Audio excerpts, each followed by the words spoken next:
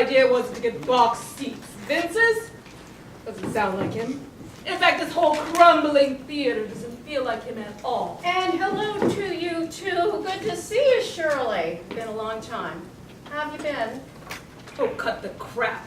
You don't want to see me any more than I want to see you. So why'd you come? Why else? Free tickets. Leave it to you to get seats way up here. I got box seats because we need to talk privately. We need to be able to see things clearly. We won't be able to see anything from up here. Huh. Leave it to you. Well, If you wanted to talk, we should have gone out for drinks. Well, I wanted to be at the scene of the crime. Scene of the... Oh, you mean Vince. Oh, I suppose I ought to thank you for getting me a ticket to Vince's play. I can't imagine why you did that. We're not exactly friends.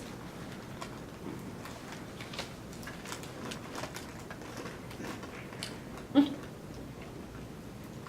don't suppose you'd let me have that aisle seat. Do you know her? Has she done anything else? I've been out of town. Fresh out of school, I heard. Came to the big city for the usual reasons and got cast in this right away. She thinks she's going to make it big. She may be right. I heard this play is headed for Broadway. So she's young and fresh. I bet she's pretty, too. Oh, they all seem young and pretty. There's an empty seat next to you. Just move over, can't you? I need an aisle seat. You're aging.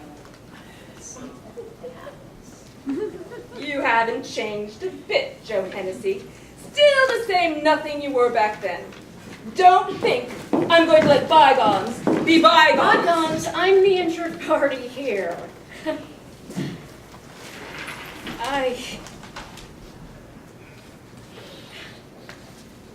You know what? You're still the same bully you were then, Shirley Berdoff.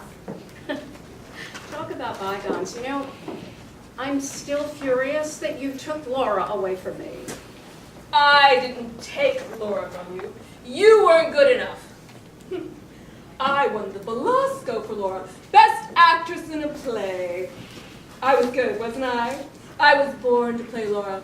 So young, so fragile. Oh, you slept with the director! What kind of talent did that take? Everyone knew how you got the part, except apparently the Canadian, Belasco. You know, that Belasco of yours should have been for best use of a casting couch by an actress.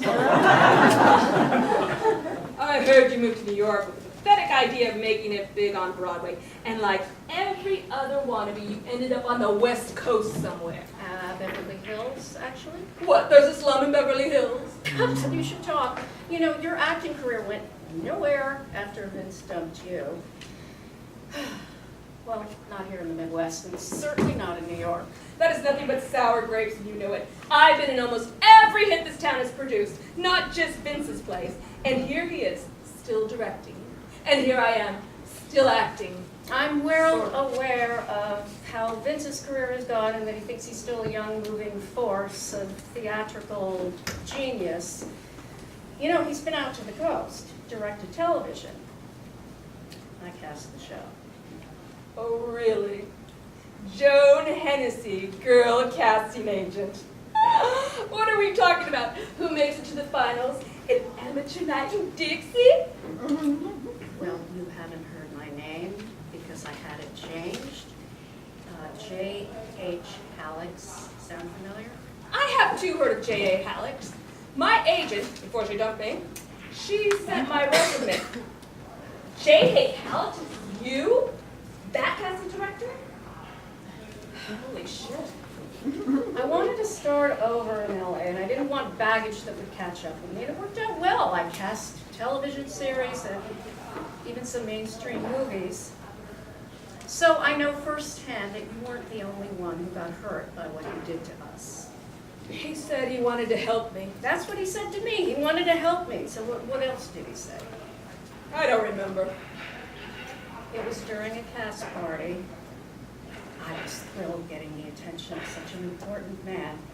I barely said hello and got right to it. He told me he was casting the Glass Menagerie for the regional theater, and then somebody told him that I would be perfect for Laura. And I said, oh, of course, I always wanted to play her. And then he said something that sounded like, oh, let's see what you got. Now, I said, mentally going through all my audition pieces that I had ready. Now, he said, and he led me to a room. You remember that room? It was a temporary office for guest directors and designers, and a vase of wilting flowers, and a sitting area with 2 chairs and a coffee table, and then between the 2 chairs was a couch. I almost laughed when I saw him sit down on it. Sister Mary Alice told us about the casting couch, and we laughed at the idea of having to toss our morals away for a part in the play that was so last generation. Sister said we should just say no. So I remember that, and I even laughed when he suggested that I sit down next to him. So I sat, once again flattered by his attention, until I found out what kind of attention I became the center of. So I would have nothing to do with that, even though he was suggesting what he was suggesting, and so I ran out of there so fast. I almost fell down the steps. And that pretty much ended my casting, my acting career before it even got started. I swear, Joan, I had no idea. Really no idea at all? And what did you say to him when he asked you to sit next to him on the couch? What did you do that got you Laura instead of me? I didn't have Sister Mary Alice. I thought that was how things were done. I don't understand you. You've been around. You knew there were predators. You had to know what Vince was. That was decades ago. What happened was decades ago. But it's happening now. In Hollywood, in New York, and in London. I know you were hurt. You know what he did to you? You couldn't just shrug that off. You know, boys will be boys. Doesn't make up for the real emotional damage that he did to us. And you. Who cares anymore? Did you read this child's bio? Tell me you recognize it. It's us, the 2 of us.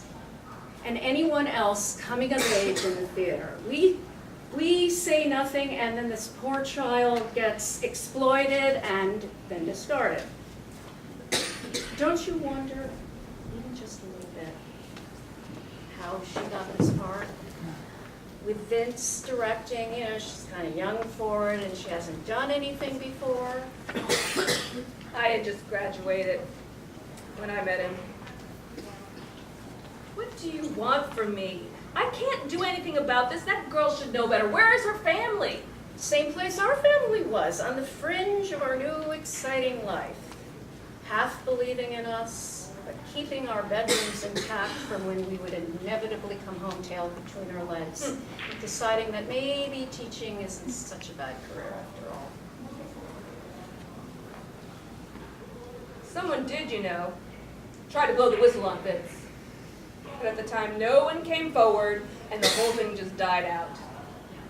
She had to be some kook looking for free publicity. She had to leave town. She was a pariah. She wasn't ever going to get cast in anything if anybody found out who she was.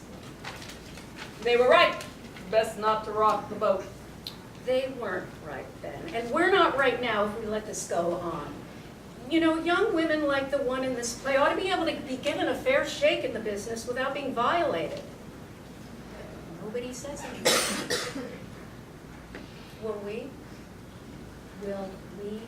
say something? Nobody would have listened to me back then. I was all alone. I had no proof. Just another bitter woman about being jumped. Just bitter about being jumped. I've had enough of this. Why did you come back here, and why did you want me to come to this play with you? Because I've had enough too since I realized he made inroads in LA and someone at Fox found a small movie for him to direct with a B-list star. And I was consulted about the rest of the casting, and then I soon found out that he was up to his old tricks. So you're going to stop him single-handed?